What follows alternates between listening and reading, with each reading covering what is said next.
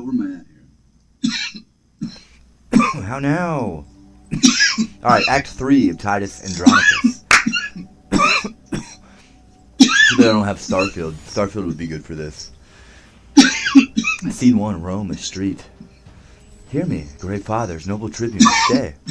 For pity of mine age, whose youth was spent in dangerous wars, whilst youth securely slept for all my blood in Rome's great quarrel shed. For all the frosty nights that I have watched, and for these bitter tears, which now you see filling the aged wrinkles in my cheeks. I only have one Titus, so it's like, I'm not going to use it. Be pitiful to my condemned sons, whose souls are not corrupted, as 'tis thought. For 22 sons I never wept, because they died in honor's lofty bed. For these tribunes in the dust I write, my heart's deep languor and my soul's sad tears. Let my tears stanch the earth's dry appetite. My son's sweet blood will make it shame and blush.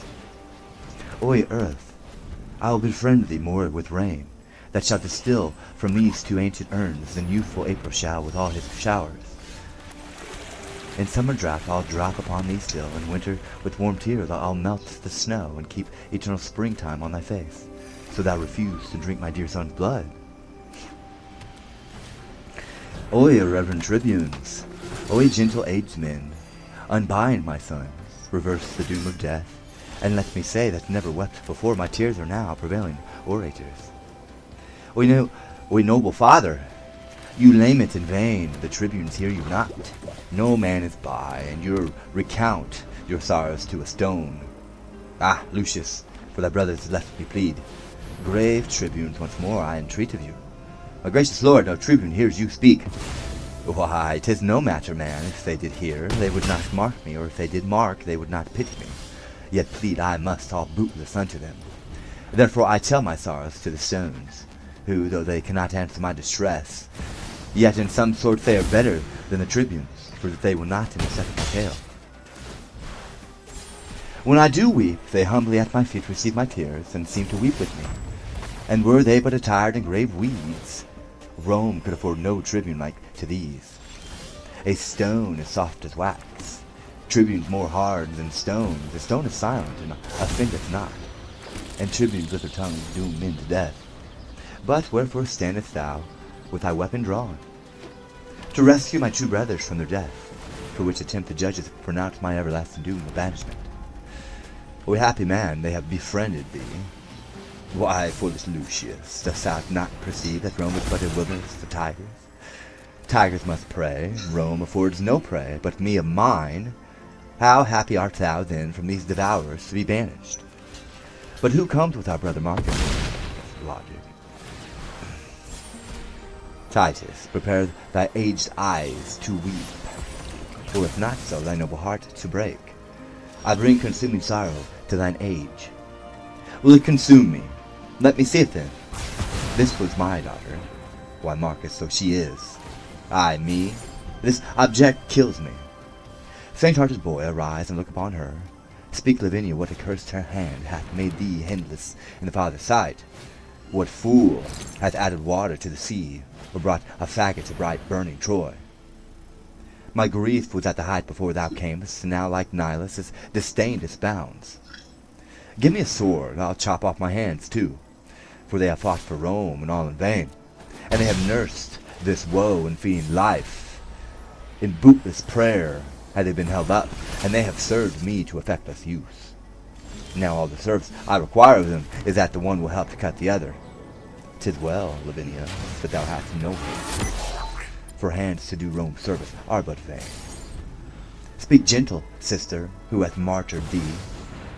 Oi, that delightful engine of her thoughts, that blabbed them with such pleasing eloquence as torn from forth that pretty hollow cage where like a sweet melodious bird it sung sweet very notes, enchanting every ear. Oi, say thou for her who hath done this deed. Oi, thus I found her staying in the park, seeking to hide herself as doth the deer, that hath received some unrecurring wound. It was my dear, and he that wounded her hath hurt me more than he took me dead.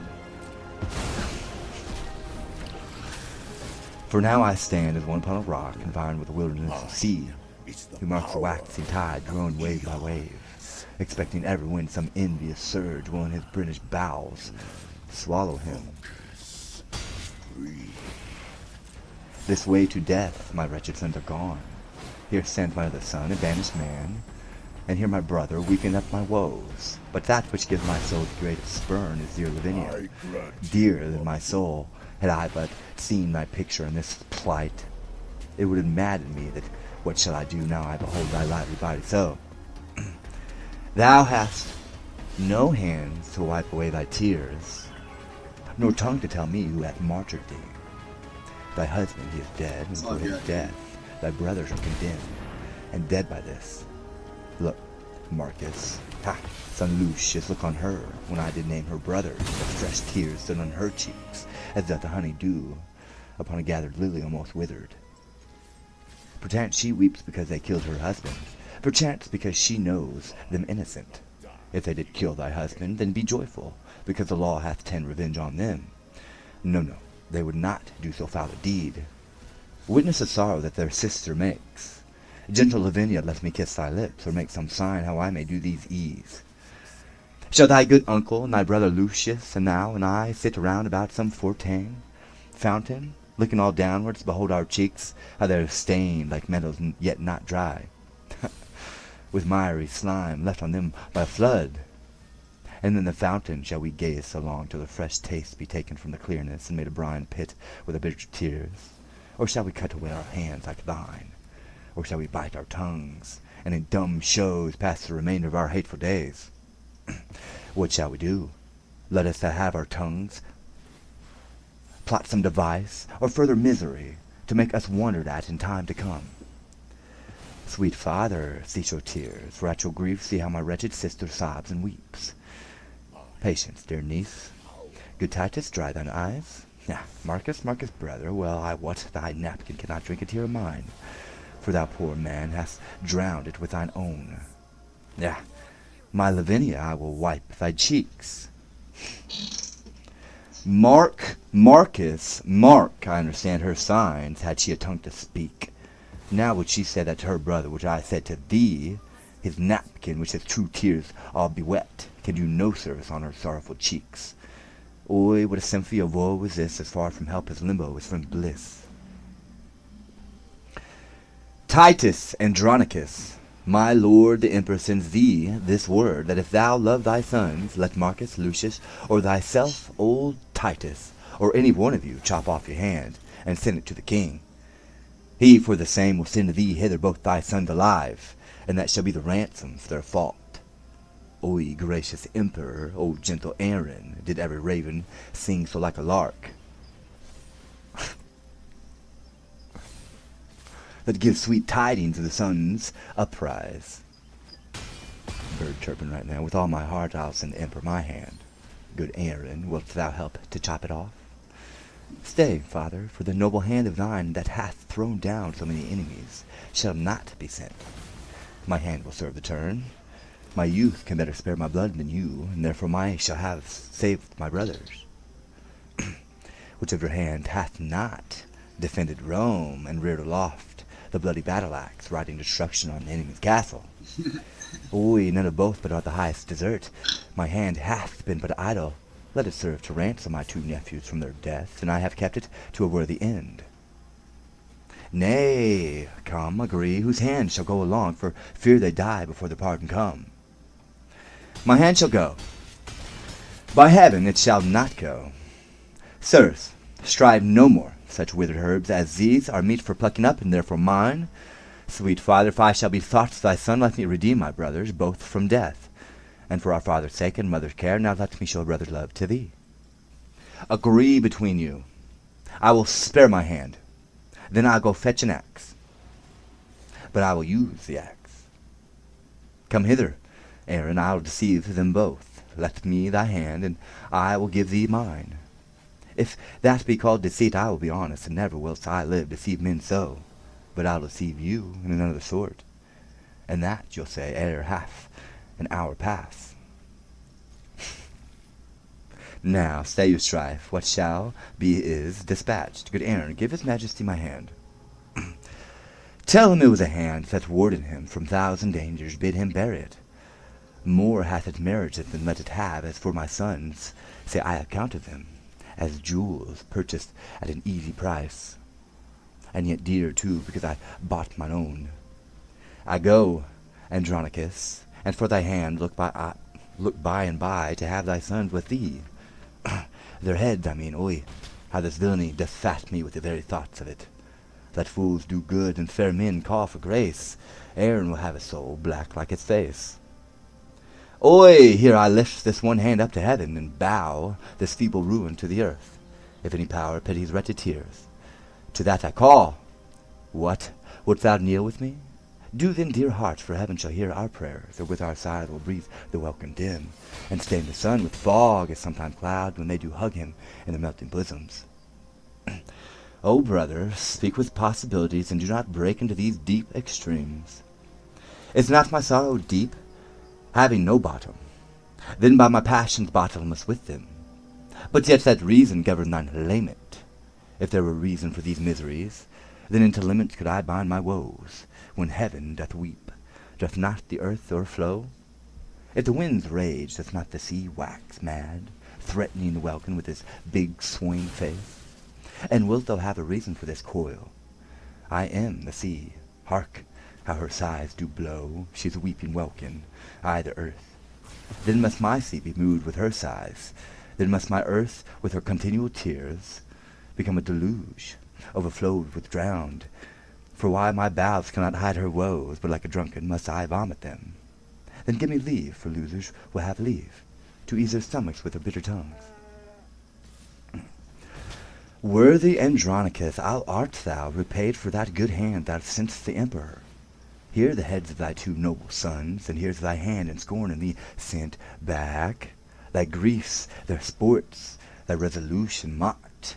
That woe is me to think upon thy woes, more than remembrance my father's death.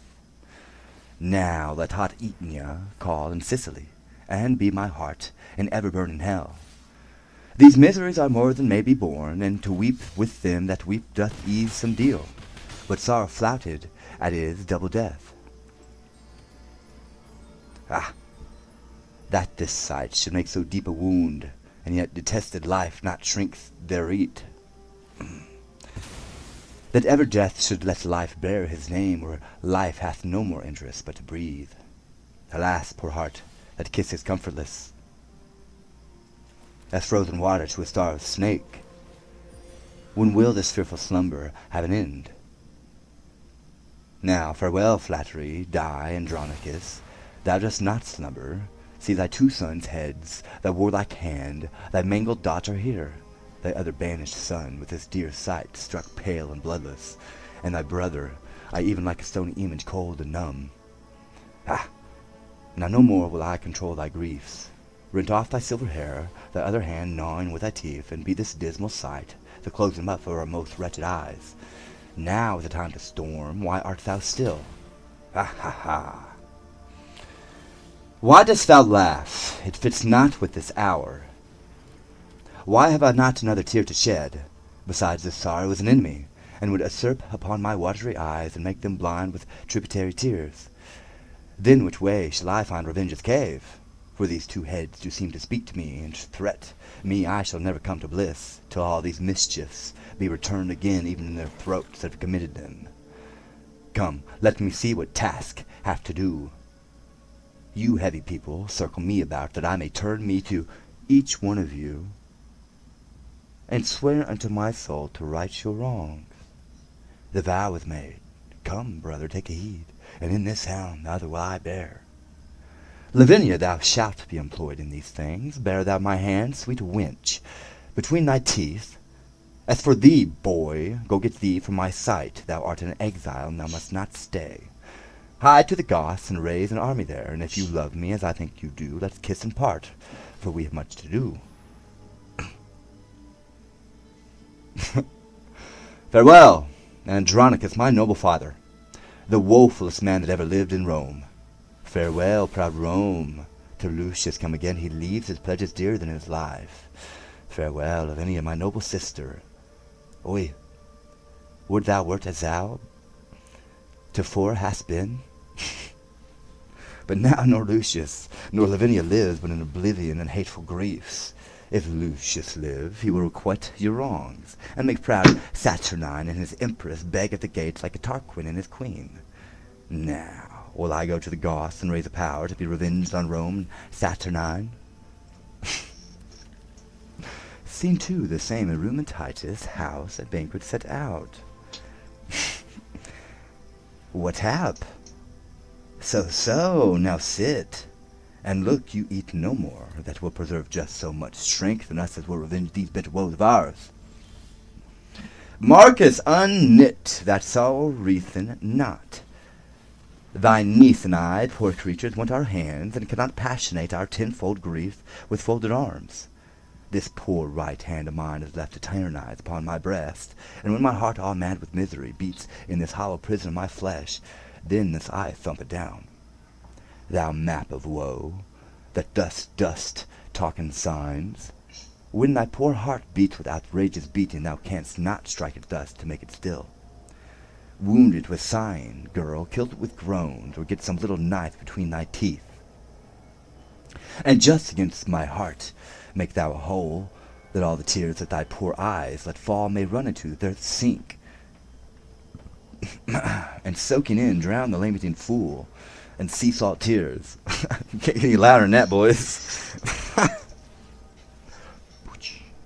Excuse me for a second. It's like...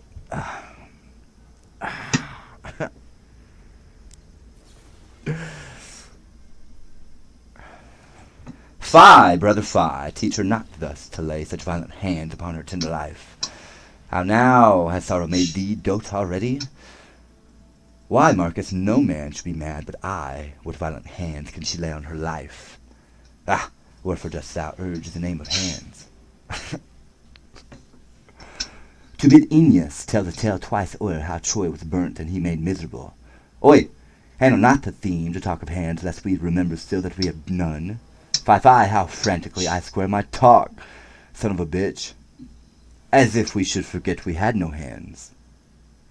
If Marcus did not name the word of hands. Come, let's fall to, and gentle girl, eat this.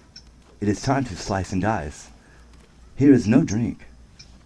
Hark, Marcus, what she says, I can interpret all her martyrs' signs. She says she drinks no other drink but tears, brewed with her sorrow mashed upon her cheeks. Speechless complainer, I will learn thy thought. In thy dumb action will I be as perfect as begging hermits in their holy prayers. Thou shalt not sigh, nor hold thy stumps to heaven, nor wink, nor nod, nor kneel, nor make a sign, but I of these will rest an alphabet, and by still practice learn to know thy meaning. Good grandsire, leader bears deep laments, make my aunt merry with some pleasing tale. Alas, the tender boy in passion moved doth weep to see his grandsire's heaviness. Peace, tender sapling, thou art made of tears, and tears will quickly melt thy life away.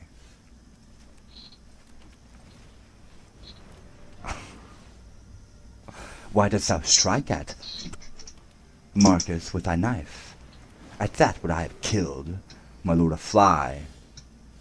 Out on thee, murderer! Thou kill'st my heart. My eyes are closed with view of tyranny, a deed of death, done on the innocent, becomes not Titus' brother. Get thee gone, I see thou art not for my company. Alas, my lord, I have but killed a fly. But how that fly had a father and a mother, how would he hang his slender gilded wings and buzz lament and doing in the air? Poor harmless fly, that with his pretty buzzing melody came here to make us merry, and thou hast killed him. Pardon me, sir, it was a black, ill-flavored fly, like to the Empress Moore, therefore I killed him. Oi, oi, oi. Then pardon me for the reprehending thee, for thou hast done a charitable deed. Give me thy knife, I will insult on him, flattering myself as if it were the Moor come hither purposely to poison me. There's for thyself, and that's for Tamora. Ah, sirrah, yet I think we are not brought so low, but that between us we can kill a fly that comes in likeness of a coal-black Moor. Alas, poor man, grief has so wrought on him, he takes false shadows for true substances. Come, take away, Lavinia, go with me out to thy closet, and go read with thee sad stories chants in the times of old. Come, boy, and go with me, thy sight is young, and thou shalt read with mine begins to dazzle. He just lined them up and bop, bop, bop, all at once, every single one of them.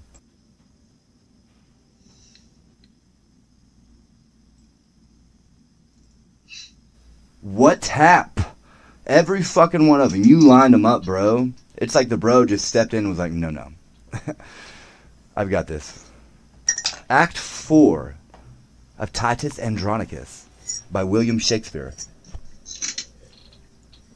Read by Clayton Smith. Act 4. Scene 1, Rome, Titus Garden. Help, grandsire, help! My aunt Lavinia follows me everywhere. I know not why. Good Uncle Marcus, see how swift she comes. Alas, sweet aunt, I know not what you mean.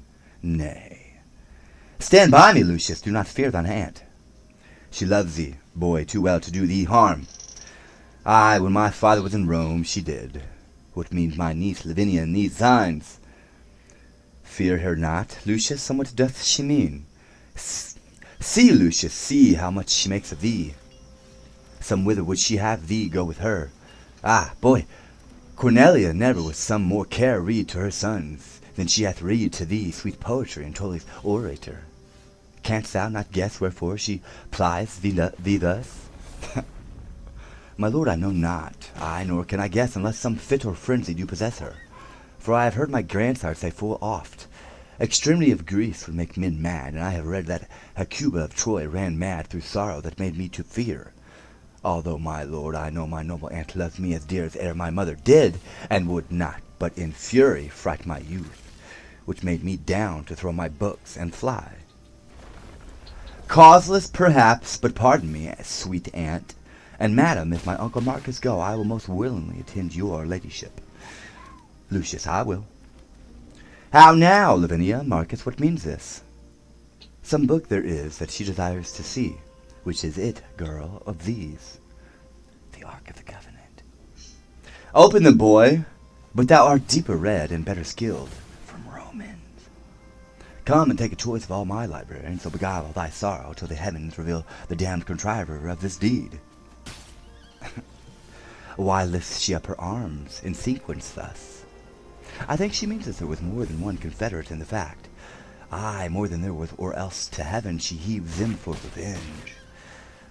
Lucius, what book is that she tosseth so? Grandsire, 'tis Ovid's Metamorphoses. My mother gave it me. For love of her that's gone, perhaps she caught it from among the rest. Soft, see how busily she turns the leaves. What would she find? Lavinia, shall I read? This is the tragic tale of Philomel, and treats of Tyreus, treason and his rape. And rape, I fear, with root of thine annoy. See, brother, see, note how she quotes the leaves. Lavinia, wert thou thus surprised, sweet girl, ravished and wrong as Philomela was, forced in the roots of the vast and gloomy woods? See, step by step. Ah, such a place there is, where we did hunt. Oy, had we never hunted there, patterned by that poet here described, by nature made for murders and for rapes. Oy, why should nature build so foul a den, unless the gods delight in tragedies? Give signs, sweet girl, for here are none but friends. What Roman lord was durst to the deed, or slunk not Saturnine as Tarquin erst? Thou left the camp to sin in Lucre's bed. Sit down, sweet niece, brother, sit down by me. Apollo, Pallas, Jove, or Mercury, inspire me that I may this treason find. My lord, look here, Lavinia, this sandy plot is plain guide if thou canst this after me. I have writ my name without the help of any hand at all. Cursed be that heart that forced us to this shift. Write thou, good niece, and here display at last what gods will have discovered for revenge. Heaven guide thy pen to print thy sorrows plain. that we may know the traitors and the truth. Oi, do you read, my lord, what she hath writ? Stuprum tirum Demetrius. What? The justful sons of Timor, performers of this heinous bloody deed? Magni dominator, Pauli, Tom Lintus, Audis, Celera. Tom Lintus vides? Oi, calm thee, gentle lord, although I know there is enough written upon this earth to stir a mutiny in the mildest thoughts, and arm the minds of infants to exclaims, my lord, kneel down. Lavinia, kneel, and kneel, sweet boy, the Roman Hector's hope, and swear with me as with woeful fear, and father of that chaste dishonoured dame, Lord Junius Brutus, swear for lucrous rape, that we will prosecute my good advice, mortal revenge upon these traitorous Goths, and see their blood or die with this reproach. 'Tis sure enough, and you knew how, but if you hunt these bare whelps, then beware. The dam will wake, and if she wind you once, she with the lion deeply still in league, and lulls him whilst to preyeth on her back, and when he sleeps will she do what she list. For a young huntsman, Marcus, let it alone, and come I will go get a leaf of brass, and with a gad of steel write these words, and lay it by, the angry northern wind will blow these sands like Sybil's leave abroad. And where's your lesson then? Boy, what say you? I say, my lord, that if I were a man, their mother bedchamber should not be safe for those bad bondmen to the yoke of Rome. Aye, that's my boy, that father hath full oft for his ungrateful country done the like. And uncle, so will I, and if I live. Come, go with me into my armory. Lucius, I'll fit thee, and with all my boys shall carry from me to the empress' sons presents that I intend to send from both. Come, thou to thy message, wilt thou not? I, with my dagger in their bosoms, grandsire. No, boy, not so. I'll teach thee another course. Lavinia, come. Marcus, look to my house. Lucius, and I'll go brave it at the court. Aye, marry we will, sir, and we'll be waited on. Oi, heavens, can you hear a good man groan, and not relent or not compassion him? Marcus, attend him in his ecstasy, that hath more scars of sorrow in his heart, that foeman's marks upon his battered shield, but yet so just that he will not revenge. Revenge, ye heavens, for old Adronicus. Scene 2, the same a room in the palace. Demetrius, here's the son of Lucius, he hath some message to deliver us. Aye, some mad message from his mad grandfather. My lord, with all the humbleness I may, I greet your honors from Adronicus, and pray the Roman gods confound you both. No, Gramercy, lovely Lucius, what's the news? What you are both deciphered, that's the news, for villains marked with rape. May it please you, my grandsire well advised, hath sent by me the goodliest weapons of his armory, to gratify your honorable youth, the hope of Rome. For see, so he bade me say, and so I do, and with his gifts present your lordships, that whenever you have need, you may be armed and appointed well. And so I leave you both, like bloody villains. What's here? A scroll, and written round about. Let's see. Integer vita celerisque peruse non exit mori jaculus nec arcu. Oi, 'tis a verse in Horace, I know it well. I read it in the grammar long ago. Aye, just a verse in Horace. Right, you have it. Now, in Horace, I'm assuming this would be the Holy Bible. Babylon, Babel, Bible, Horace, Hor. I'm at chapter 35, or chapter 34 of Jeremiah. The word which came unto Jeremiah from the Lord, which Nebuchadnezzar, king of Babylon, and all the army, and all the kings of the earth, his dominion, and all the people, fought against Jerusalem, and against all the cities thereof, saying, Thus said the Lord, the God of Israel, Go and speak to Hezekiah, king of Judah, and tell him, Thus said the Lord, Behold, I will give the city into the hand of the king of Babylon, and he shall burn it with fire. And thou shalt not escape out of his hand, but shalt surely be taken and delivered into his hand, and thy eyes shall behold the eyes of the king of Babylon, and he shall speak with thee mouth to mouth, and thou shalt go to Babylon. Yet hear the word of the Lord of Zedekiah king of Judah, thus said the Lord of thee, Thou shalt not die by the sword, but thou shalt die in peace, and with the burnings of thy fathers. The former kings which were before thee, so shall they burn odors for thee, and they will lament thee, saying, O Lord, for I have pronounced the word, said the Lord, when Jeremiah the prophet spake all these words unto Zedekiah of Judah and Jerusalem. When the king of Babylon's army fought against Jerusalem, and against all the cities of Judah that were left, against Lachish, and against Hezekiah, for these defenced cities remained of the cities of Judah. This is the word that came unto Jeremiah from the Lord, after the king Zedekiah had made a covenant with all the people which were at Jerusalem to proclaim liberty unto them, that every man should let his manservant and every man his maidservant, being in Hebrew or on Hebrewists, go free, that none should save himself of them, to wit, of a Jew his brother. Now, when all the princes and all the people which had entered into the covenant heard that every one should let his manservant and every one his maidservant go free, that none should serve themselves of them any more than they obeyed, and let them go. But afterward they turned, and caused the servants and the handmaids whom they had let go free to return, and brought them into subjection for servants and for handmaids.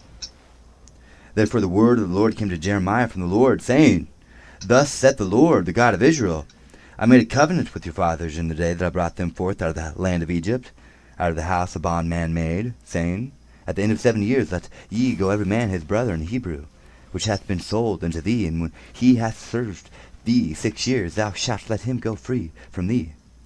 But your fathers hearkened not unto me, neither inclined their ear. And ye were now turned, and had done right in my sight, in proclaiming liberty every man to his neighbor, and ye had made a covenant before me in the house which ye is called by my name. But ye turned and polluted my name, and caused every man his servant, and every man his handmaid, whom ye had set at liberty at their pleasure, to return, and brought them into subjection, to be unto you for servants and for handmaids. Therefore thus said the Lord, Ye have not hearkened unto me, in proclaiming liberty every one to his brother, and every man to his neighbor. Behold, I proclaim a liberty for you, said the Lord, to the sword, to the pestilence, and to the famine. And I will make you to be removed into all the kingdoms of the earth. And I will give the men that have transgressed my covenant, which have not performed the words of the covenant which they had made before me, when they cut the calf in twain, and passed between the parts thereof. The princes of Judah, and the princes of Jerusalem, the eunuchs, and the priests, and all the people of the land, which passed between the parts of calf, I will even give them into the hand of their enemies, into the hand of them that seek their life, and their dead bodies shall be for meat unto the fowls of heaven, and to the beasts of the earth. And Zedekiah king of Judah and his princes will I give into the hand of their enemies, and into the hand of them that seek their life, and into the hand of the king of Babylon's army, which are gone up from you. Behold, I will command, said the Lord, and cause them to return to this city, and they shall fight against it, and take it, and burn it with fire, and I will make the cities of Judah's desolation without an inhabitant.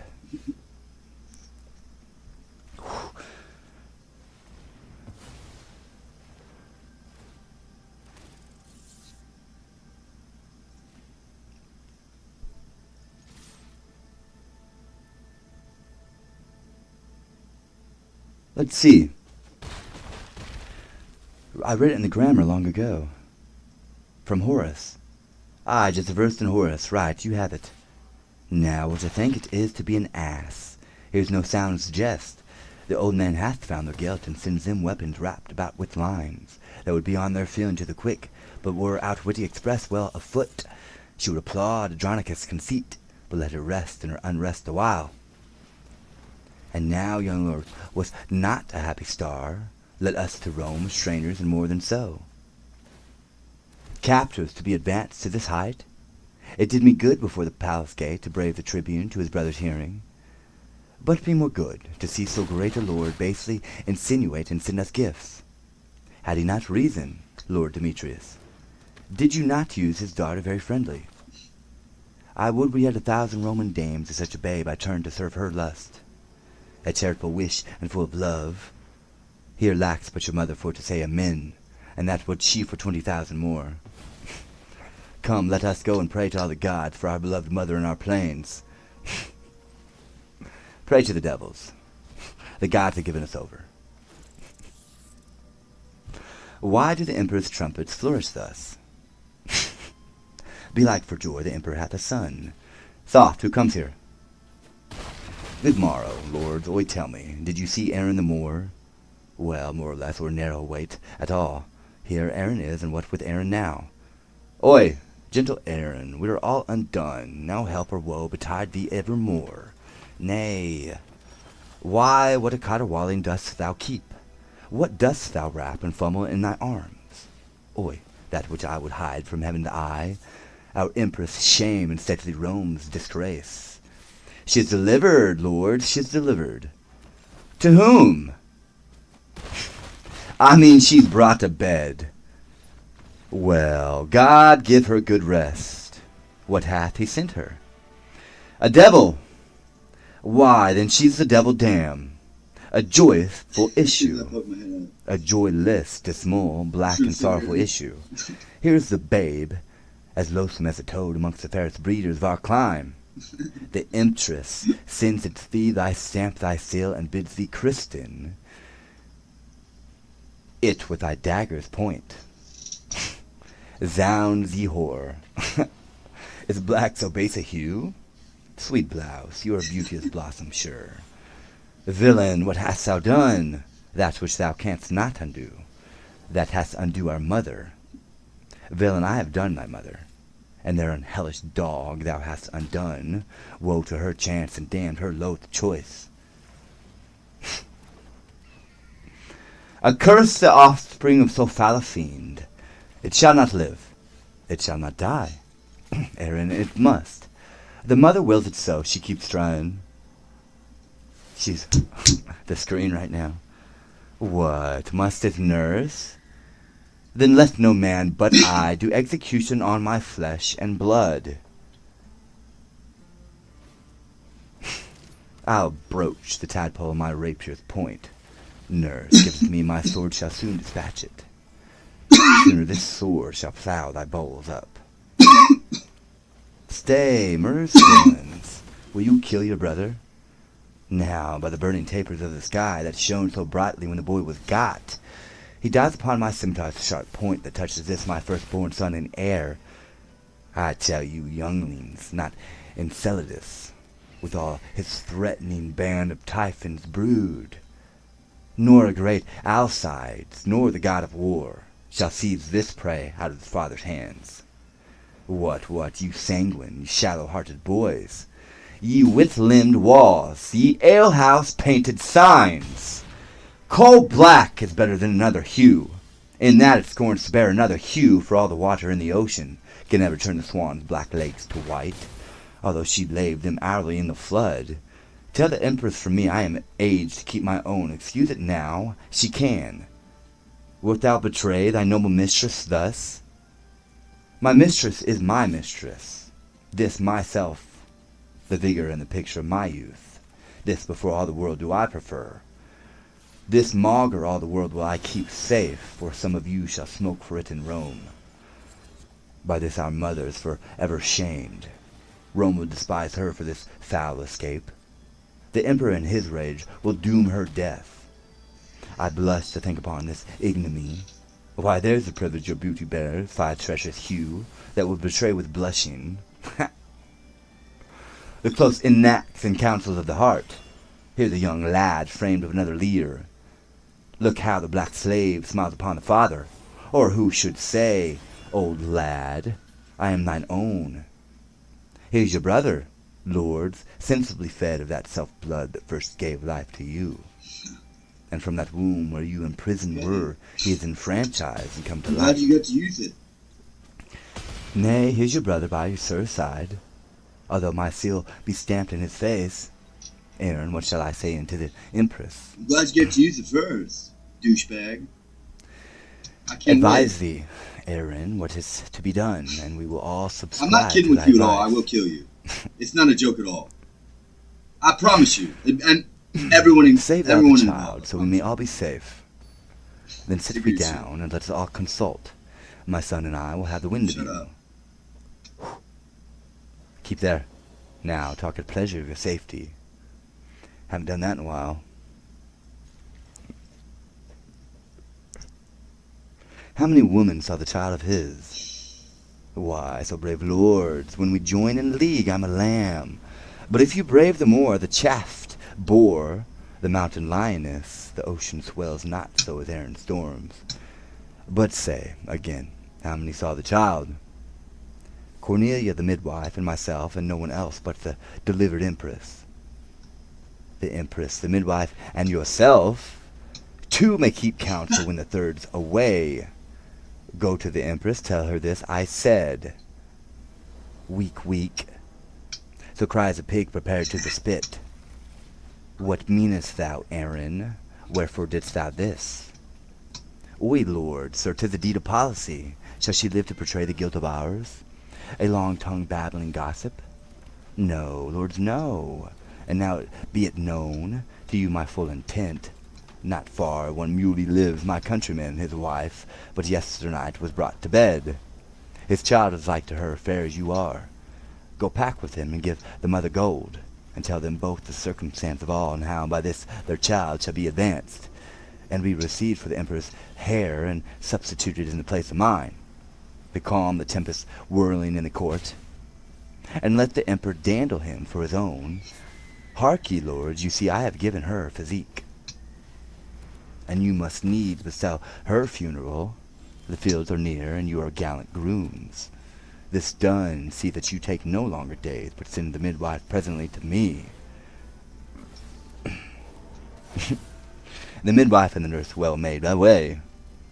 Then let the ladies tattle what they please. Aaron, I see thou wilt not trust the heir with secrets. For this care of Tamora, herself and hers, are highly bound to thee. Now to the Goths. As swift to swallow flies, there to dispose this treasure in my arms, and sickly to greet the empress' friends. Come on, you thick-lipped slave, I'll bear you hence. For it is you that puts us to our shifts. I'll make you feed on berries and on roots, and feed on curds and whey and suck the goat, and cabin in the cave and bring you up to be a warrior, and command a camp. Pretty deep there. Seen too the same a public place.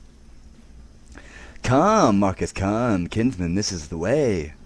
Sir boy, now let me see your archery. Look, ye draw some enough, and 'tis there straight, terras astrea reliquit. Be you remembered, Marcus, she's gone, she's fled. Sirs, take you to your tools. You cousins shall be sound the ocean cast your nets. Haply you may find her in the sea. Yet there is as little justice as at land. No, Publius and Sarponius, you must do it. 'Tis you must dig with mattock and with spade, and pierce the itmost center of the earth. Then when you come to Pluto's region, I pray you deliver him the petition. Tell him it is for justice and for aid, and that it comes from old Adronicus, shaken with sorrows and ungrateful Rome. Ah, Rome. Well, well.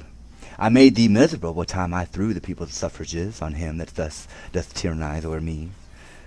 Go, get you gone, and pray be careful, and leave you not the man of war unsearched. This wicked emperor may have shipped her hence. And kinsman, then, we may go pipe for justice. Oi, Publius, is not this a heavy case, to see thy noble uncle thus distract? Therefore, my lord, it highly us concerns by day that night to attend him carefully, and feed his humour kindly as we may, till time beget some careful remedy. Kinsman, his sorrows a past remedy join with the Goths, and with revengeful war, take wreak on Rome for this ingratitude, and vengeance on the traitor Saturnine. Publius, how now, my masters? What have you met with her? No, my good lord, but Pluto sends you word, if you will have revenge from hell, you shall. Marry for justice, she's so employed, he thinks, with Jove in heaven, or somewhere else, so that perforce you must needs stay a time. He doth me wrong to feed me with delays. I'll dive into the burning lake below, and pull her out of Acheron by the heels. Marcus, we are but shrubs, no cedars we. No big bondmen framed of the Cyclops size, but metal Marcus steel to the very back. Yet wrung with wrongs more than our backs can bear. And sith there's no justice in earth nor hell, we will solicit heaven and move gods to send down justice, for to wreak our wrongs come to this gear. It's been a while, I'll be honest.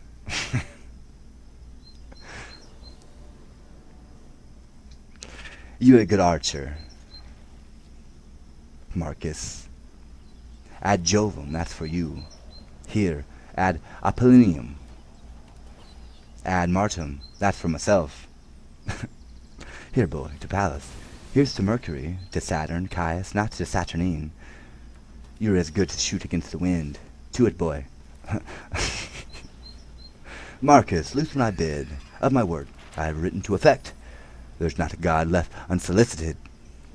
Kinsmen, shoot all your shafts into the court. We will afflict the emperor in his pride. Now, masters, draw. Oi, well said, Lucius. Good boy in Virgo's lap, give it Pallas. My lord, I aim a mile beyond the moon, your letters with Jupiter by this. That planet, bro. Publius, what hast thou done? See, thou hast shot off one of Taurus's horns. This was the sport, my lord, when Publius shot. The bull, being galled, gave Ares such a knock that down fell both the ram's horn and the court. And who shall find them but the empress villain? She laughed, and told the Moor he should not choose but give them to his master for a present. Whether it goes, God give his lordship joy. Nope. News from heaven. Marcus, the post has come. Sirrah, what tidings? Have you any letters? Shall I have justice? What says Jupiter? Oi, the gibbet maker, he says that he hath taken down again, for the man must be hanged till the next week. But what says Jupiter? I ask thee. Alas, sir, I know not Jupiter. I never drank with him in all my life. Why, villain, art not thou the carrier? I, my pigeon, sir, nothing else. Why didst thou not come from heaven? Cold shod. From heaven? Alas, sir, I never came there. God forbid I should be so bold to press to heaven in my young days. Why, I am going with my pigeons to the tribunal plebs to take up a matter abroad betwixt my uncle and one of the Imperial's men. Why, sir, that is as fit as he can be to serve for your oration, and let him deliver the pigeons to the emperor from you. Tell me, can you deliver an oration to the emperor with a grace? Nay, truly, sir, like I can never Lisa say grace in all my life. Sirrah, come hither, make no more ado, but give your pigeons to the emperor. By my thou shalt have justice at his hands. Hold. Meanwhile, here's money for thy charges. Give me pen and ink. Sirrah, can you with grace deliver a supplication? Aye, sir. Then here is supplication for you, and when you come to him at the first approach, you must kneel. Then kiss his foot, then deliver up your pigeons, and look for your reward. I'll be at hand, sir. See you do it bravely. I warrant you, sir, let me alone. Sir, hast thou a knife? Come, let me see it. Here, Marcus fought it in the oration, for thou hast made it like a humble suppliant. And when thou hast given it to the emperor, knock at my door and tell me what he says. God be with you, sir, I will. Come, Marcus, let us go. Publius, follow me. Scene 4, the same before the palace. Why, lords, that wrongs are these was ever seen an emperor of Rome thus overborne, troubled, confronted thus, and for the extent of eagle justice, used in such contempt. My lords, you know, as do the mindful God, however these disturbers of our peace buzz in the people's ear, there are not hath passed, but even with law, against the wilful sons of old Adronicus. And what, and if his sorrows have so overwhelmed his wits, shall we be thus afflicted in his wreaks? his fits, his frenzy, and his bitterness. And now he writes to heaven for his redress. See, here's to Jove, and this to Mercury, this to Apollo, this to the god of war. Gonna drop there. Sweet scrolls to fly about the streets of Rome. What's this but rebelling against the Senate, and blazing our injustice everywhere? A goodly humor, is it not, my lords? As who would say in Rome no justice were? But if I live, his feigned ecstasies shall be no shelter to these outrages. But he and his shall know that justice lives in Saturnine, health, whom if she sleep, he'll so awake as she in fury shall cut off the proudest conspirator that lives. My gracious lord, my lovely Saturnine, lord of my life, commander of my thoughts, calm thee and bear thy faults of Titus' age, the effects of sorrow for his valiant sons, whose loss hath pierced him deep and scarred his heart, and rather comfort his distressed plight than prosecute the meanest or the best of these contempts. Why, thus it shall become high-witted Tomora to gloss withal. But Titus, I have touched thee to the quick. Thy life-blood out of Aaron now be wise, then all safe the anchors in the port. How now, good fellow, wouldst thou speak with us? Yea, forsooth, and your mistress be imperial. Empress I am, but yonder sits the emperor, that magnet. 'Tis he. God and Saint Stephen give you good din. I have brought you a letter and a couple pigeons here. Go, take him away, and hang him presently. How much money must I have? Come, sir, you must be hanged. Hanged! Vire lady than I have brought up a neck of a fair end.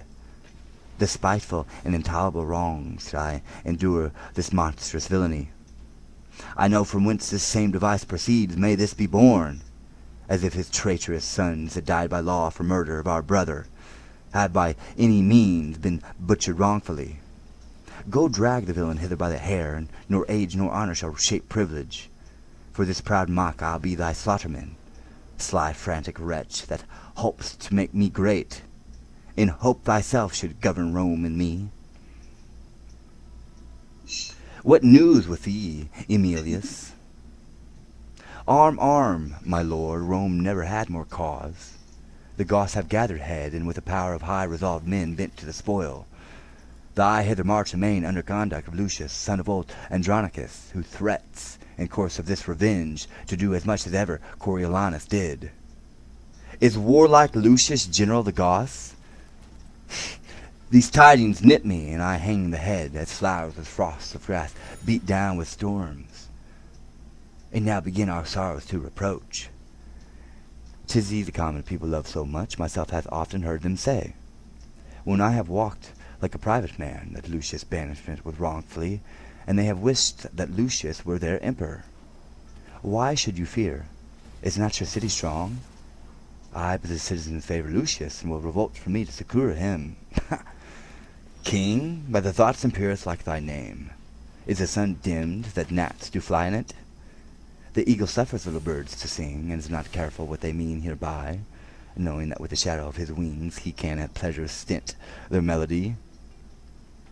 Even so mayest thou, the giddy men of Rome, then cheer thy spirit, for know thou, emperor, I will enchant the old Adronicus with words more sweet and yet more dangerous than baits to fish or honey stalks to sheep. When as the one is wounded with the bait, the other rotted with delicious feed. But he will not entreat his son for us.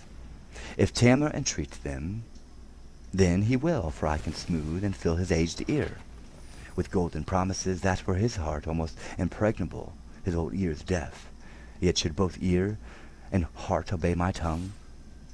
Go thou before be our ambassador, say that the emperor requests a parley of warlike Lucius, and appoint the meeting even as his father's house, the old Adronicus. Emilius to this message honorable, and if he stand on hostage for his safety, bid him demand that pledge will please him best. Your bidding shall I do effectually.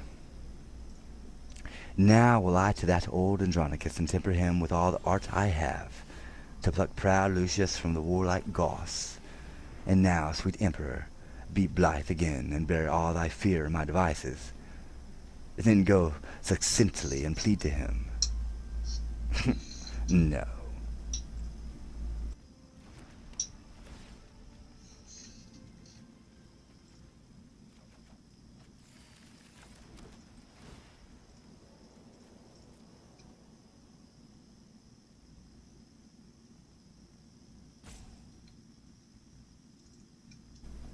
What hap?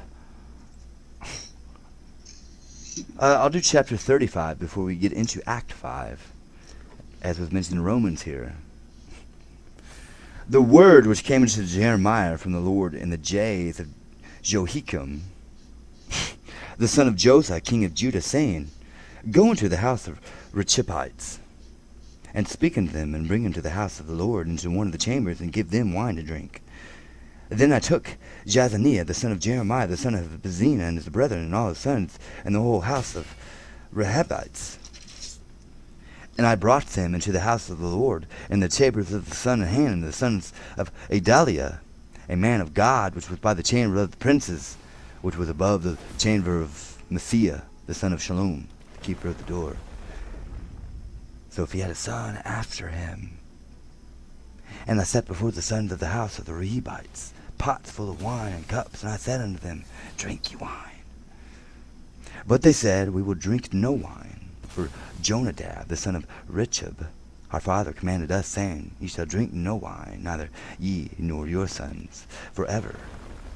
Neither shall you build house, nor sow seed, nor plant vineyard, nor have any. But all your days ye shall dwell in tents, that ye may live many days in the land where ye be strangers. Thus have we obeyed the voice of Jonadab, the son of Rechab, our father, in all that he hath charged us to drink no wine all our days, with our wives, our sons, nor our daughters, nor to build houses for us to dwell in. Neither have we vineyard, nor field, nor seed, but we have dwelt in tents, and have obeyed, and done according to all that Jonadab, our father, commanded us. But it came to pass, when Nebuchadnezzar, king of Babylon, came up into the land, that we said, Come, and let us go to Jerusalem, for fear of the army of the Chaldeans, and for fear of the army of the Syrians. So we dwell at Jerusalem. Then came the word of the Lord unto Jeremiah, saying, Thus saith the Lord of hosts, the God of Israel, Go and tell the men of Judah and the inhabitants of Jerusalem, Will ye not receive instruction to hearken to my words, saith the Lord? The words of Jonadab, the son of Rechab, that he commanded his sons not to drink wine, or performed, for unto this day they drink none, but obey their father's commandment. Notwithstanding I have spoken unto you, rising early and speaking, but ye hearken not unto me. I have sent also unto you all my servants, the prophets, rising up early and sending them, saying, Return ye now every man from his evil way, and amend your doings, and go not after other gods to serve them. And ye shall dwell in the land which I have given to you, to your fathers, but ye have not inclined your ear, nor hearkened unto me. Because the sons of Jodab, the sons of Rechab, have performed the commandments of their father, which he commanded them. But this people hath not hearkened unto me. Therefore thus saith the Lord God of hosts, the God of Israel, Behold, I will bring upon Judah and upon all the inhabitants of Jerusalem all the evil that I have pronounced against them, because I have spoken unto them, but they have not heard, and I have called unto them, but they have not answered. And Jeremiah said unto the house of Rechabites, Thus saith the Lord of hosts, the God of Israel, Because ye have obeyed the commandment of Jonadab your father, and kept all his precepts, and done according unto all that he hath commanded you. Therefore thus said the Lord of hosts, the God of Israel, Jonadab the son of Rechab shall not want a man stand before me forever. Act 5, Titus, Adronicus.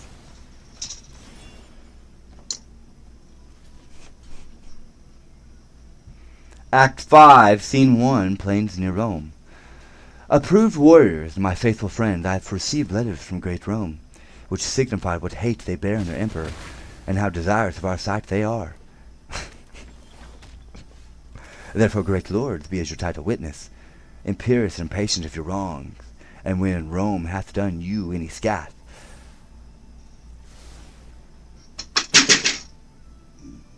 let him make treble satisfaction. Brave slip, sprung from the great Adronicus, whose name was once our terror, now our comfort, whose high exploits and honorable deeds and grateful Rome requites with foul contempt. Be bold in us, we'll follow where thou leadest, like stinging bees in hottest summer day, led by your master to the flower field, and be avenged on cursed tomorrow. Nay. And so he saith, so say we all with him. Nay. I humbly thank him, and I thank you all. But who comes here, led by a lusty Goth? Renowned Lucius, from my troops I strayed, to gaze upon a ruinous monastery, and as I earnestly did fix mine eye upon the wasted building, suddenly I heard a child cry underneath the wall. I made unto the noise, when I soon heard the crying babe, controlled with this discourse, Peace, tawny slave, half me and half thy dam. Did not thy true hue bewray, whose brat thou art? Had nature lent thee for thy mother's look? Villain, thou mightest have been in error. But were the bull and cow both milk white, and never do beget a coal black calf? Villain, peace. Even thus he rates the babe, for I must bear thee a trusty Goth, who, when he knows thou art the empress, babe, will hold thee dearly for thy mother's sake. With this my weapon drawn, I rushed upon him, surprised him suddenly, and brought him hither, to use as you think needful of the man. Oh, worthy Goth, this is the incarnate devil that robbed Adronicus of his good hand. This is the pearl that pleased your empress eye, and here's the base fruit of this burning lust. Nay, stop saying that. Say, well-eyed slave, whither wouldst thou convey this growing image of thy fiend-like face? Why dost not speak? What, deaf, not a word? A halt the soldiers, hang him on this tree, and by his side his fruit of bastardy? Touch not the boy, he is of royal blood. To like the sire for ever being good. First hang the I'm not child, really trying and to he take may turns, take and I don't know sprawl, why you're there. a sight to vex the father's soul withal. Give me a ladder. I hate the 50, Lucius, save the bullshit. child, and bear it for me to the empress. If thou do this, I'll show thee wondrous things that highly may advantage thee to hear. If thou wilt not, befall what may befall. I'll speak no more, but vengeance rot you all. Say on, and if it please me what thou speakest, thy child shall live, and I will see it nourished. And if it please thee, why assure thee, Lucius, 'twill vex thy soul to hear what I shall speak, for I must talk of murders, rapes, and massacres, acts of black night, abominable deeds, complots, mischief, treason, villainies. Child? What child are we talking about? Ruthful to hear, yet piteously You do. performed, and this shall all be buried to by death. Unless thou swear to me my child shall live. Tell in thy mind, I say, thy child shall live. Swear that he shall, and then I will begin. Who should I swear by? Thou believest no God. They granted, how canst thou believe an oath? What if I do not? As indeed I do not, yet for I know thou art religious, and hast a thing within thee called conscience, with 20 popish tricks and ceremonies which I have seen thee careful to observe, that water vapor. Therefore I urge thy oath, for that I know an idiot holds his babble for a god, and keeps the oath which by that god he swears. To that I urge him. Therefore thou shalt vow by that same God, what God soe'er it be, that thou odorest and hast in reverence, to save my boy, to nourish and bring him up, or else I will discover not to thee. Even by my God I swear to thee I will. First know thou I begot him on the empress. Oh, most insatiate and luxurious woman. Tut, Lucius, this was but a deed of charity, to that which thou shalt hear of me anon. 'Twas her 2 sons that murdered Bassianus, that they cut thy sister's tongue and ravished her, and cut her hands and trimmed her as thou sawest. O hands, O detestable villain, caused thou that trimming? Why, she was washed and cut and trimmed, and 'twas trim sport for them that had doing of it. O barbarous, beastly villains like thyself! Indeed, I was their tutor to instruct them. That conning spirit had they from their mother as sure a card as ever won the set. Nay, that bloody mind, I think they learned of me as true a dog as ever fought at head. Well, let my deeds be witness of my worth. I trained thy brethren to thy gulful hole, where the dead corpse of Bastianus lay. I wrote the letter that thy father found, and hid the gold within the letter mentioned, confederate with the queen and her 2 sons. And what not done, oh, that thou hast caused to rue, wherein I had no stroke of mischief in it. I played the teacher of thy father's hand, and when I had it, drew myself to part, and almost broke my heart with extreme laughter. I pried me through the crevices of a wall, when for his hand he had his 2 sons' heads, beheld his tears, and laughed so heartily, that both mine eyes were rainy like to his, and when I told the empress of this sport, she swoonded almost at my pleasing tale, and for my tidings gave me 20 kisses. What, canst thou say all this and never blush? I, like a black dog, as the saying is, art thou not sorry for this heinous deeds? I, that I had not done 1,000 more. Even now I curse the day, and yet I think, few come within the compass of my curse, wherein I did not some notorious ill, as kill a man or else devise his death, ravish a maid or plot the way to do it, trying to bring back hope. accuse some innocent and forswear myself, set deadly enmity between 2 friends, make poor men's cattle break their necks, set fire on barns and haystacks in the night, and bid the owners quench them with their tears. Oft have I digged up dead men from the graves, and set them upright at their dear friends' doors, even when their sorrows almost were forgot, and on their skins, as on the bark of trees, have with my knife carved in Roman letters, let not your sorrow die, though I am dead.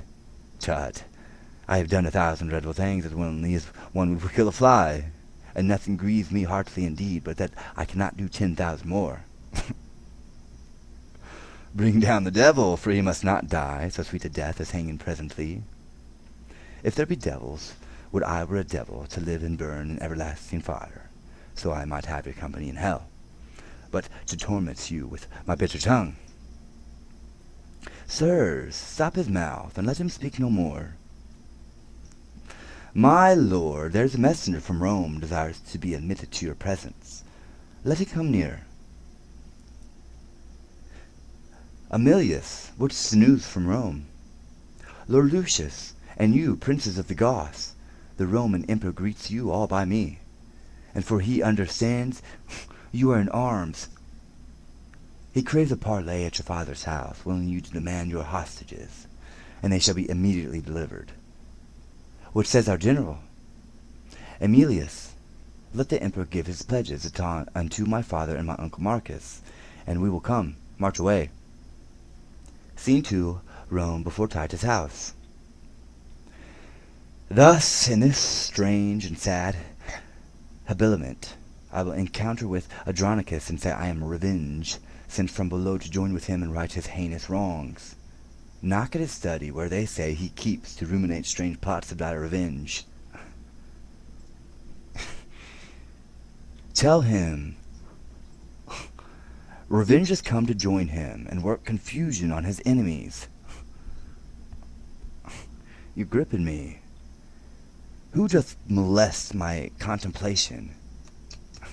Is your trick to make me and ope the door, that so my sad decrees may fly away, and all my study be to no effect?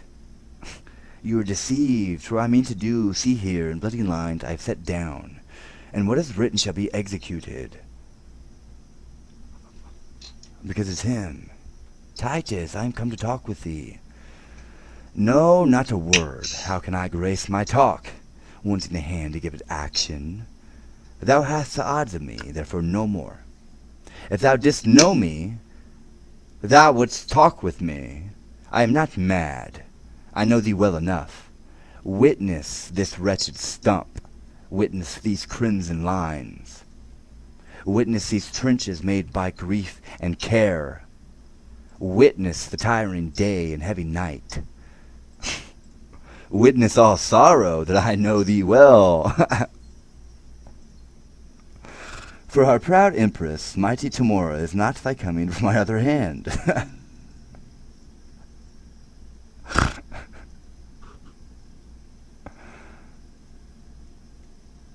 No, thou sad man, I am not Tamora. She is thy enemy, and I thy friend. I am revenge sent from the infernal kingdom to ease the gnawing vulture of my mind, by work and wreakful vengeance on thy foes. Come down and welcome me this world light. Confer with me a murder and of death. There's not a hollow cave of lurking place, no vast obscurity or misty veil, where bloody murder or detested rape can couch for fear, but I will find them out, and in their ears tell them my dreadful name. O face, revenge which makes the foul offender quake. Art thou revenge, and art thou sent to me to be a torment to my enemies? I am therefore come dawn, and welcome come me. No. Do me some service ere I come to thee. Lo, by thy side where rape and murder stands, now give some assurance that thou art revenge. Stab them, or tear them on thy chariot wheels, and then I'll come, and by thy wagoner, and whirl along with thee about the globe, nay. Veto. Provide 2 proper palfreys, black as jet, to hail thy eventual wagon swift away, and find our murderers in their guilty cave, thou now. And when they car is loaded with their heads, I will dismount, and by the wagon wheel trot like a servile footman all day long, even from Hyperion's rising in the east until his very downfall in the sea. A boat, SS. And day by day I'll to this heavy task, and thou destroy, rapine, and murder there. These are my ministers, and come with me. Are these thy ministers? What are they called? Rapine and murder, therefore called so, cause they take vengeance of such a kind of men. Kind of random. But Lord, how like the Emperor's sons they are, and you the Empress, but we worldly men have miserable, mad, mistaking eyes. O sweet revenge, now do I come to thee? And if one of the arms embracement will content thee, I will embrace thee in it by and by. This closing with him fits his lunacy, whate'er I force to feed his brain, sick fits. The cat in me. Okay. Do you uphold and maintain in your speeches? For now he firmly takes me for revenge, and being credulous in this mad thought, I make him send for Lucius his son, that little, what was that? And whilst I at banquet hold him sure I would be the owner, I'll find some cunning practice. That's why they won't give me the money, I feel like.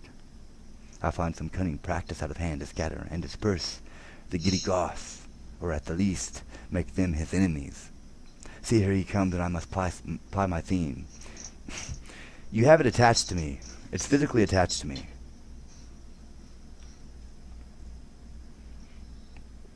What was that? You have some system on me.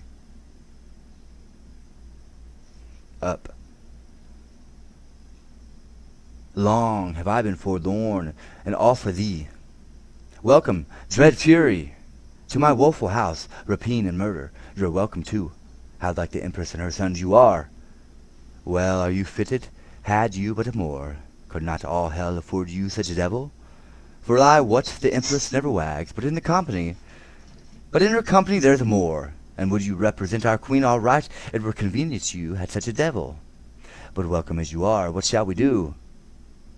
What wouldst thou have us do, Andronicus? Show me a murderer, I'll deal with him. Show me a villain that hath done a rape, and I am sent to be revenged on him. Show me 1,000 that have done thee wrong, and I will be revenged on them all. Look round about the wicked streets of Rome, and when thou findest a man that likes thyself, good murder, stab him. He's a murderer. Go thou with him, and when it is thy hap to find another that is like to thee. They have a device. I just want something different. This really is locking on to me. They have a device that I cannot see. I do not know where it is. Through my eyeballs, it's shooting out light, I believe, or vacuuming it in. Try like a fishing pole or something. Good rapine, stab him. He's a ravisher, but you can't go brighter. It's brighter than you can go, I believe would be the problem. Go thou with them, and in the emperor's court there is a queen attended by a Moor. Well, mayest thou know her by the proportion, for up and down she doth resemble thee. I pray thee, do on them some violent death. They have been violent to me and mine. Well, hast thou lessoned us? This shall we do. But it would have pleased thee, good Adronicus, to send for Lucius, for thy valiant son, who leads towards Rome a band of warlike Goths, and bid him come and banquet at thy house. When he is here, even at thy solemn feast, I will bring in the empress and her sons, the emperor himself and all the foes, and at the mercy shall they stoop and kneel. And on them shalt thou ease thy angry heart. What says Adronicus to this device? Marcus, my brother, 'tis sad Titus calls. Go gentle, Marcus, to thy nephew Lucius. Thou shalt inquire him out among the Goths. Bid him repair to me, and bring with him some of the chiefest princes of the Goths. Bid him encamp his soldiers where they are. Tell him the emperor and the empress too feast at my house, and he shall feast with them. This do thou for my love, and so let him, as he regards his aged father's life. This will I do, and soon return again. Now will I hence about thy business, and take my ministers along with me. Nay, nay, let rape and murder stay with me, or else I'll call my brother back again, and cleave to no revenge but Lucius. What say you, boys? Will you abide with him, whilst I go tell my lord the emperor how I have governed our determined jest? Yield to his humour, smooth, and speak him fair. I'd tarry with him till I turn again. I know them all, though they suppose me mad, and will reach them in their own devices. The pair of cursed hell-hounds and their dam. Man of departed pleasure, leave us here. Farewell, Andronicus, revenge now goes, the lay of complot to betray thy foes. I now thou dost, and sweet revenge, farewell. Tell us, old man, how shall we be employed? Tut, I have work enough for you to do. Publius, come hither. Caius, and Valentine. What is your will? Know you these two? The emperor's sons, I take them Chiron and Demetrius. Fie, Publius, fie, thou art too much deceived.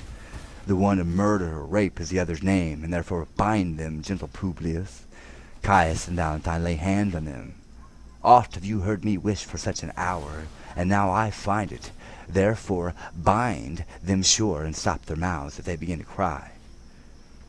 Villains, forbear, we are the empresses, and therefore do we what we are commanded. Stop close their mouths, let them not speak a word. Is he sure bound? No. What that you bind them first? Come, Lavinia, look, thy foes are bound. Sirs, stop their mouths, let them not speak to me, but let them bear what fruitful words I utter. O ye villains, Chiron and Demetrius. Here stands the spring whom you have stained with mud, this goodly summer with your winter mixed. You killed her husband, and for that vile fault 2 of her brothers were condemned to death. My hand cut off and made a merry jest. Both her sweet hand, her tongue, and that more dear than hand her tongue, her spotless chastity and human traitors, you constrained and forced. What would you say if I should let you speak? Villains, for shame you could not beg for grace. Hark, wretches, how I mean to martyr you. This one hand yet is left to cut your throats, whilst that Lavinia 'tween her stumps doth hold the basin that receives your guilty blood. You know your mother means to feast with me, and calls herself revenge, and thinks me mad. Hark, villains! I will grind your bones to dust, and with your blood I'll make a paste. And of the paste a coffin I will rear, Dude, and make 2 pasties good of your shameful game. deeds, God and damn. bid that strumpet your Shut unhallowed up. dam, like to the earth swallow her own increase. This is the feast, I'm that I good. have Shut been up. and this is the banquet she shall suffice on. The worse than Philomel, you use my daughter, and worse than Procne I will be revenged. And now prepare your throats, Lavinia, come. Receive the blood, and when they are dead, let me go grind their bones to powder small. And with this hateful liquor temper it, and in that paste let their vile heads be baked. Come, come, be every one Yeah, officious, this is to unfortunate make that these this people are banquet like which I this. wish may prove more stern and bloody than the centaur's feast. So now bring them in, for I will play the book, and see them ready against their mother. Here comes, it's like a ring of Saturn. Scene 3, the same court of Titus, yeah, a banquet set out. Uncle Marcus, since it is my father's mind that I repair to home, I am content. In ours with thine, I befall what fortune will. Good uncle, take you in this barbarous Moor, this ravenous tiger, this accursed devil. Let them receive no sustenance, fetch of them, till he be brought into emperor's face. For testimony of her foul proceedings, Wizard of Oz, and see this ambush of our friends be strong. I fear the emperor means no good to us. Some devil whisper curses in my ear, prompt me, and my tongue may utter forth the venomous malice of my swelling heart. Away, inhuman dog, unhallowed slave, sirs, help Whoever our that uncle to is needs convey him Get him. out. The trumpets show the emperor is at hand. What, hath the firmament more suns than one? What boots it thee to call thyself a son? Rome's emperor and nephew break the parle. This quarrels must be quickly debated. The feast is ready which the careful Titus hath ordained to an honorable end. For peace, for love, for league, and good to Rome. Please you, therefore, draw nigh and take your places. Marcus, we will. Welcome, my gracious lord. Welcome, dread queen. Welcome ye warlike Goths. Welcome, Lucius, and welcome all. Although the cheer be poor, 'twas fill your stomachs. Please you eat of it. Why art thou thus attired, Adronicus? Because I would be sure to have all well to entertain your highness and your empress. A little boozing. We are beholding to you, good Adronicus. And if your highness knew my heart, you were my lord emperor, resolve me this. Was it well done of rash Virginius to slay his daughter with his own right hand, because she was enforced, stained, and deflowered? It was Adronicus, your reason, mighty lord, because the girl should not survive her shame, and by her presence still renew his sorrows.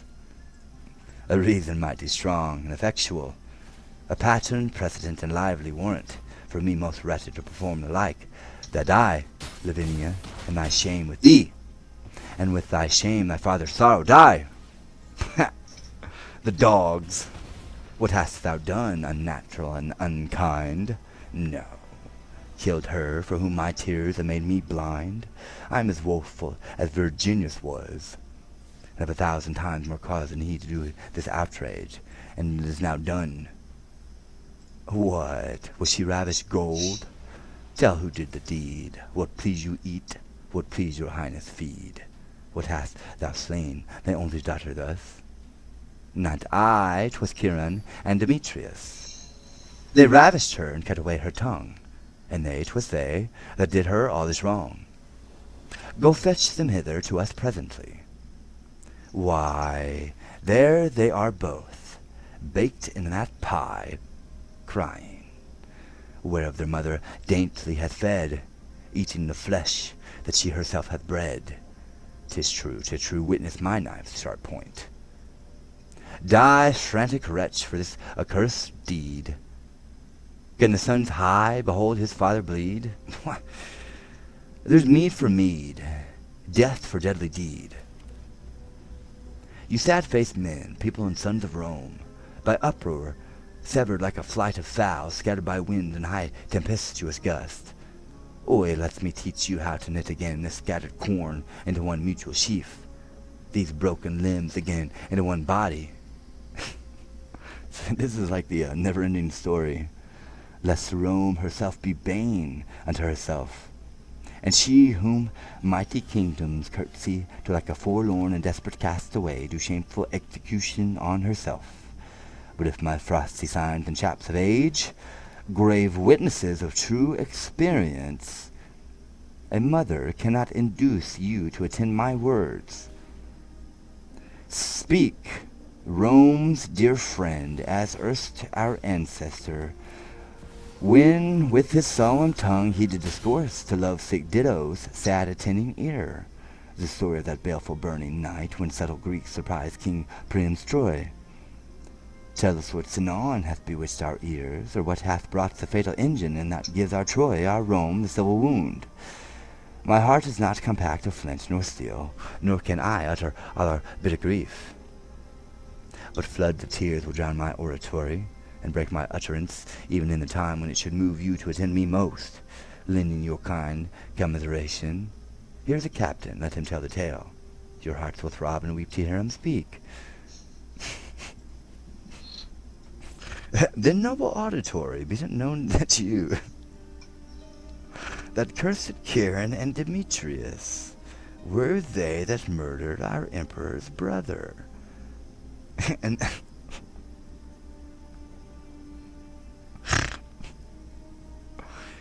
and they that it was ravished our sister.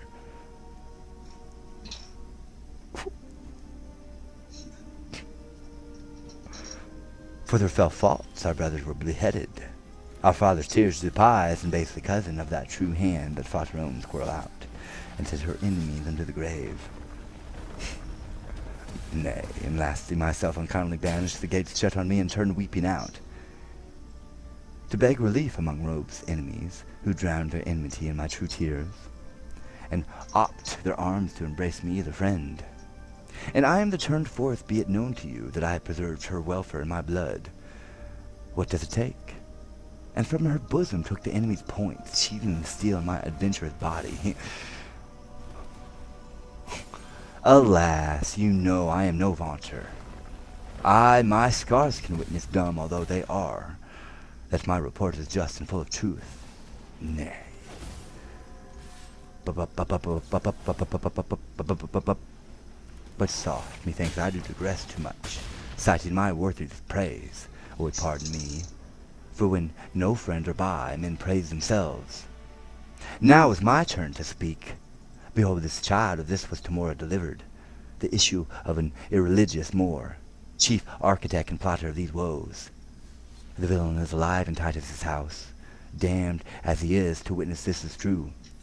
Now judge what cause had Titus to revenge these wrongs, unspeakable past patience, or more than any living man could bear, that picture in that ark. Now you have heard the truth. What say you, Romans? Ooh, that jaw. Have we done aught amiss? Show us wherein, and from the place where you behold us now, the poor remainder of Adronicus, will hand in hand all headlong cast us down. And on the ragged stones beats forth our brains, and make a mutual closure of our house.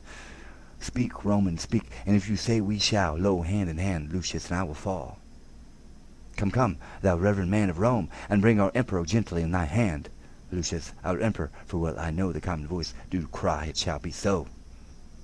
Lucius, all hail, Rome's royal emperor. Go, go, into old Titus' sorrowful house, and hither hail and misbelieving more, to be adjudged some direful slaughtering death as punishment for his most wicked life. I'll try it. Someone just died. Lucius, all hail, Rome's gracious governor. Thanks, gentle Romans, may I govern so to heal Rome's hearts and wipe away her woe. But gentle people, give me aim a while, for nature puts me to heavy task. stand all aloof, but uncle draw you near to shed obsequious tears upon this trunk. That's not in this. We take this warm kiss on thy pale cold lips, these sorrowful drops upon thy blood-stained face, the last true duties of thy noble son. Tear for tear and loving kiss for kiss, thy brother Marcus tenders on thy lips. Oy, were the sum of these that I should pay countless and infinite, yet would I pay them. Come hither, boy, come, and learn for us to melt in showers. Thy grandsire loved thee well, many a time he danced thee on his knee, sung thee asleep, his loving breast thy pillow. Many a matter hath he told to thee, meet and agreeing with thy infancy. In that respect, then, like a loving child, shed yet some small drops from thy tender spring, because kind nature doth require it so. Friends should associate friends in grief and woe.